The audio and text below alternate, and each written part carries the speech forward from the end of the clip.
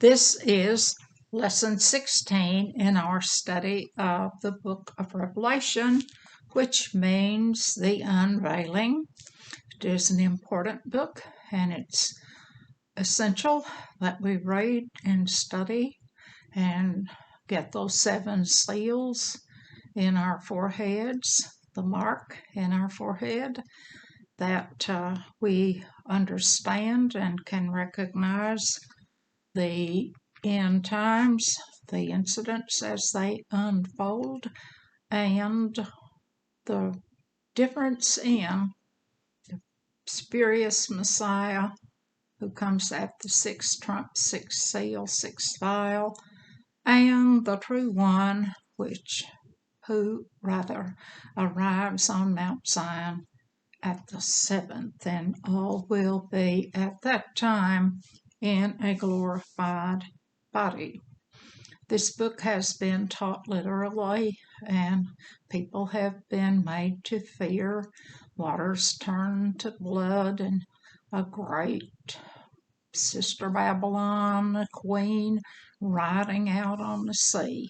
And the previous chapter God interpreted for us, and we learn that the sea is a sea of people.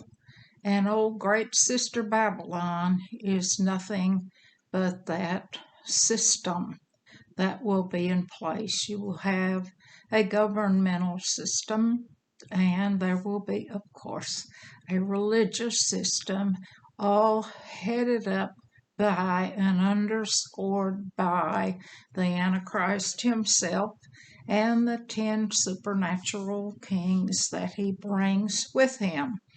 Babylon, of course, is confusion. People are confused. Many of those persons who are in this sea of people will be good people. They will be persons who have been in church all their lives, sitting on the pew and singing in the choir, but they have been mistaught and they have not bothered to learn. It is important. God expects us. In the Old Testament, we are told that he expects us to know and to understand. Today we will begin chapter 18, verse 1. And after these things, this 17, of course, is the hour of temptation. All of the things that happen during the hour of temptation, and that, of course, is the 5-month reign. And in that chapter, it is ticked off. If I'm backing up again, those rulers over Jerusalem, number 1 being Nebuchadnezzar, when he took Hezekiah into captivity, and then Cyrus, who conquered the Persians and established the Medo-Persian Empire. And it was Cyrus, of course, through the influence of Daniel, who went into the captivity, and they were led back to Jerusalem, but they were not in charge. They were under the Medo-Persian rule. After the Medo-Persians, of course, the next to come were the Greeks, led by Alexander, and that is why that would have happened in 336 BC. And of course, the Greek culture established in the Israel and the Holy Land, and that is why you had Hellenistic Jews, and that explains how that the Apostle Paul was 1/2 Greek and 1/2 Hebrew. He had a Greek father, and he had grown up in that part of Jerusalem, in the part of the Holy Land that was controlled by the Greeks, and the Greek language was spoken, and he spoke Greek, and he spoke rather not educated Greek, but street Greek. And of course, he had attended the Pharisaical school and was a Pharisee. After Alexander, he was the rise of power was in Rome, beginning in 63 BC and lasting all the way to 313. And of course, during Jesus' time, Caesar was ruling Jerusalem. In 639 AD, we have 5 here. Mohammedans held Jerusalem until 1948, when accords after World War II established Israel as a state, the first time it had been a nation in centuries and centuries. And number the good and the bad figs, of course, were set out. And I want to point out that the Temple Mount is still under the control of the Mohammedans. And then the next time, we were told in that verse that we will get a ruler who will rule for a short time. And that short time is that 5-month period when the Antichrist will be on earth. And then, of course, the very last will be God establishing his kingdom, and Jesus touching down, and not in a cloud to carry anybody off, but in a cloud. Thessalonians, that word, when Jesus comes in a cloud, Paul was speaking straight Greek, and its translation crowd rather than cloud, as in a cloud of insects. So the word cloud is in a different meaning than a rain cloud, coming to ferry people away because they have to be afraid of the Antichrist and the tribulation, when we've been told over and over and over and over that there is nothing to fear. Now, to pick up, chapter 18, verse 1.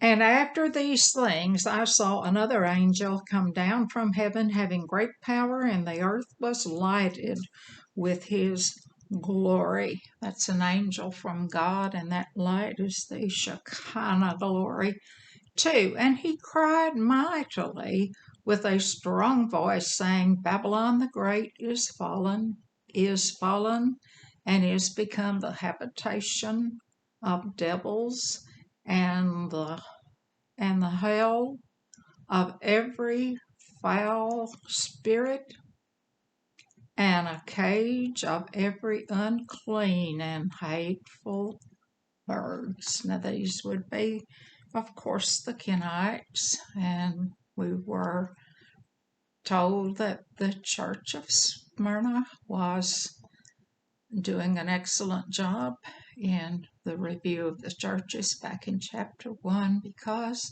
they were teaching who the Kenites are. And the Kenites, of course, are the offspring of Satan. And the birds there represent spirits. And oh Babel, oh confusion is gone.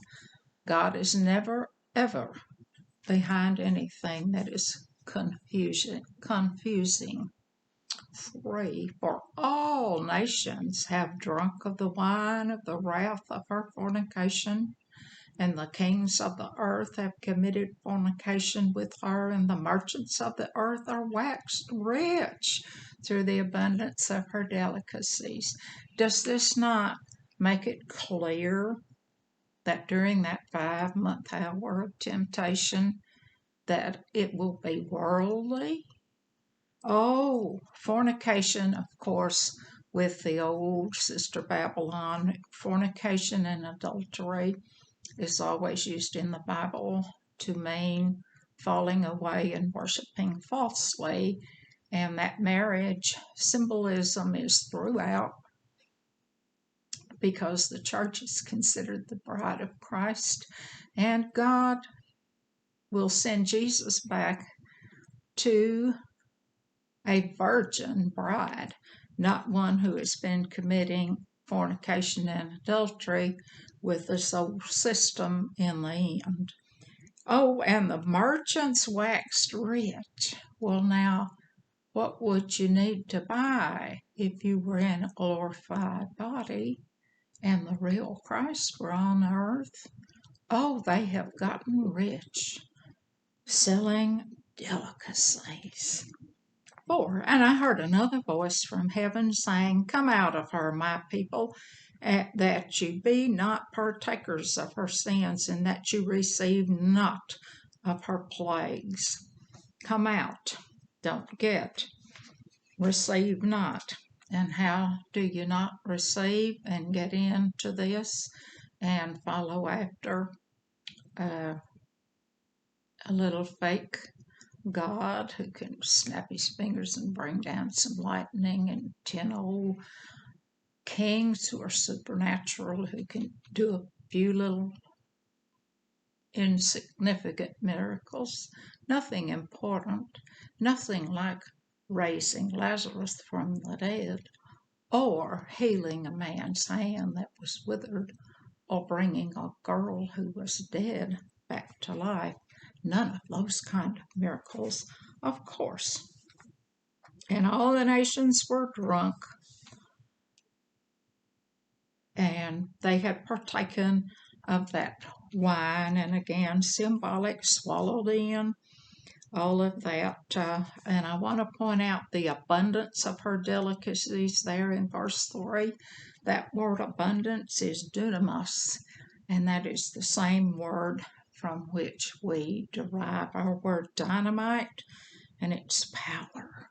It is the power of that worldism, the head of religion claiming to be the all in all, for all, end all. But it only lasts 5 months. 4. And I heard another voice from heaven saying, Come out of her, my people, and we did that. 5. For her sins have reached unto heaven, and God hath remembered her iniquities. All that nasty sin has, of course, reached into heaven. 6. Reward her even as she rewarded you, and double unto her, double according to her works. In the cup which she hath filled, fill to her double. And if you take 666, the number of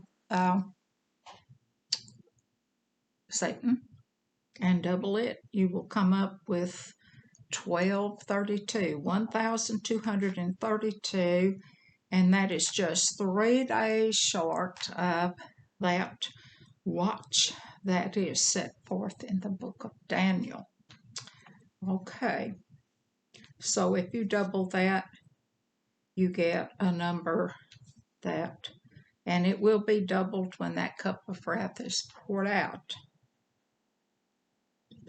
8. Therefore shall her plagues come in one day, death and mourning and famine, and she shall be utterly burned with fire, for strong is the Lord God who judgeth her. And that's at the Lord's day, and she will be judged.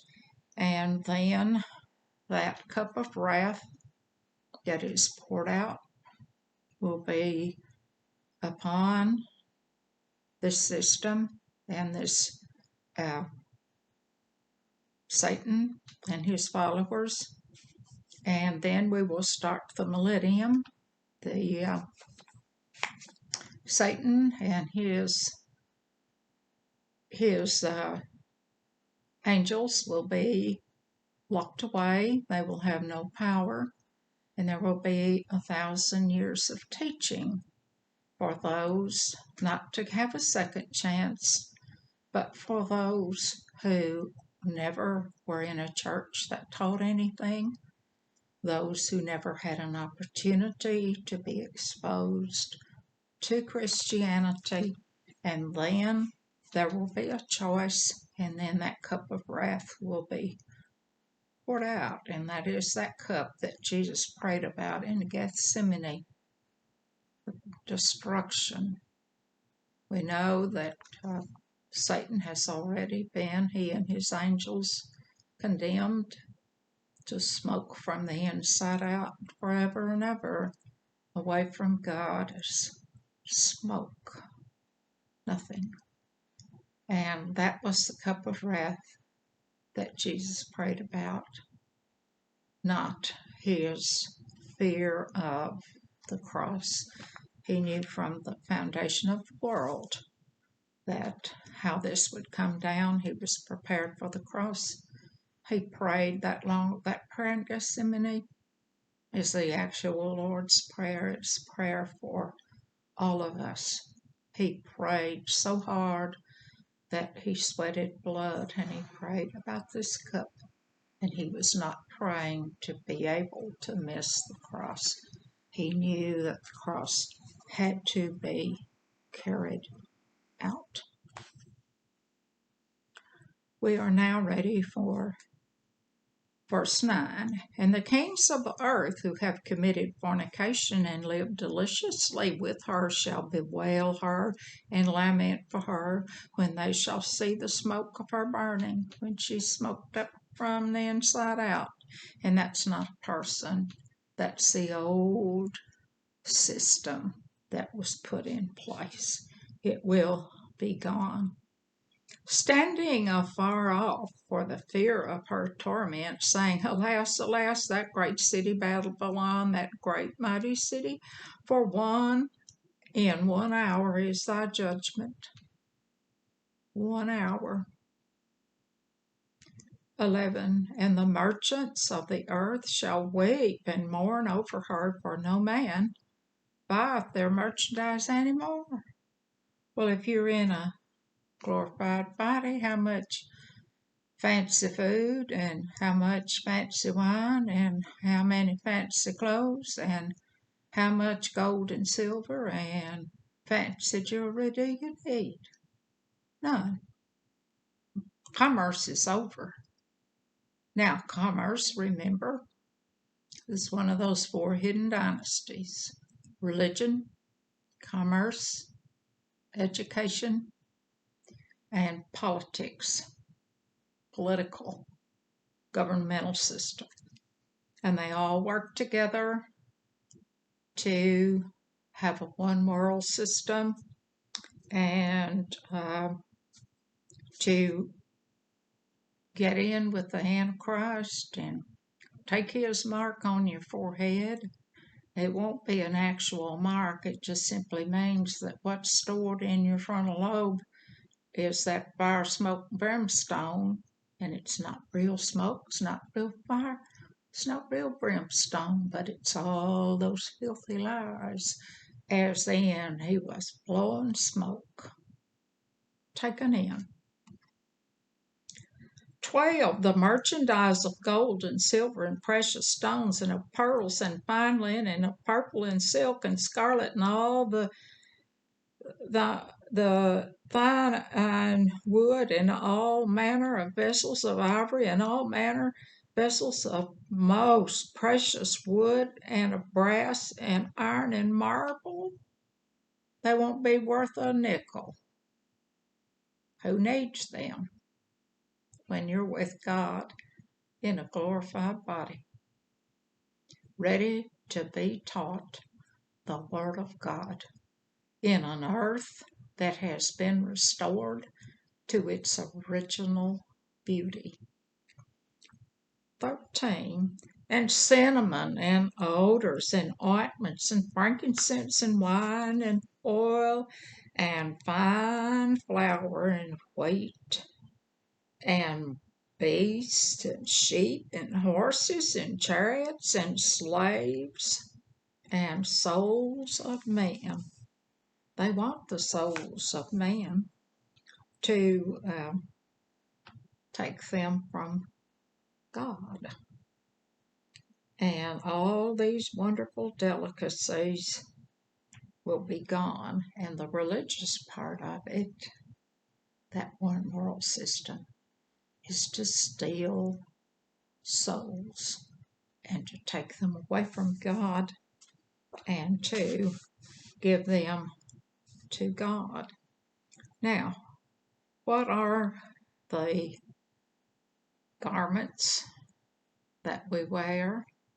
We wear garments made up of fine linen, Revelation 14:13.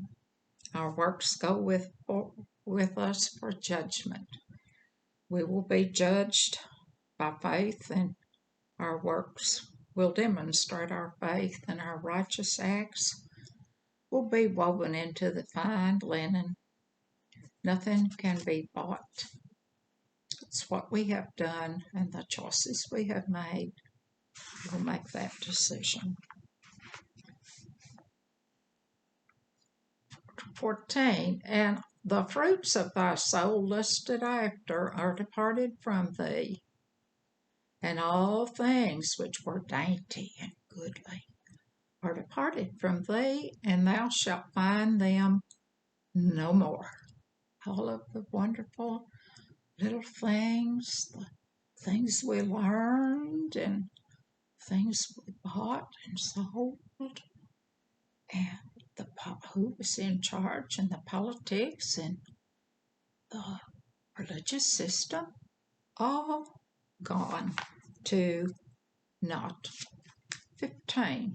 The merchants of these things which were made rich by her shall stand far off for the fear of her torment, weeping and wailing.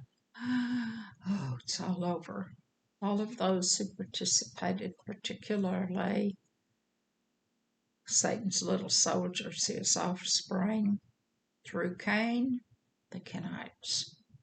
16, and sang, Alas, alas, that great city that was clothed in fine linen and purple and scarlet and decked with gold and precious stones and pearls.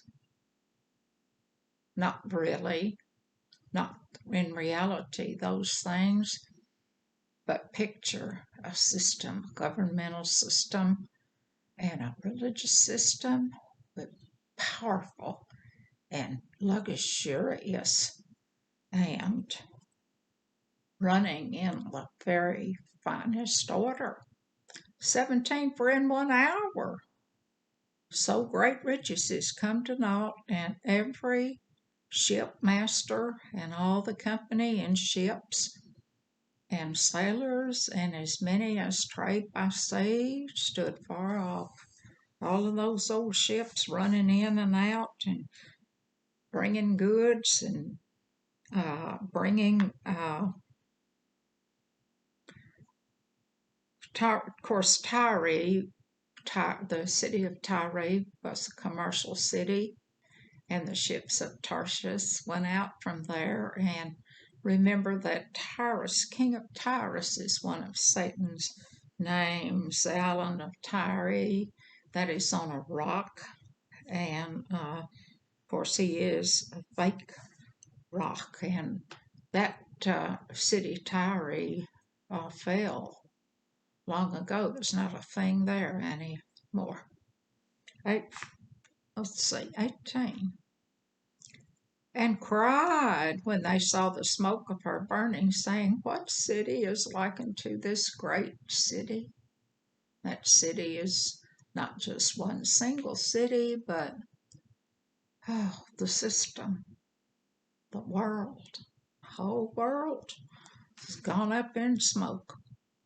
19, and they cast dust on their heads and cried, weeping and wailing, saying, Alas, alas, that great city wherein were made rich all that had ships in the sea by reason of her costliness, is in 1 hour is made desolate.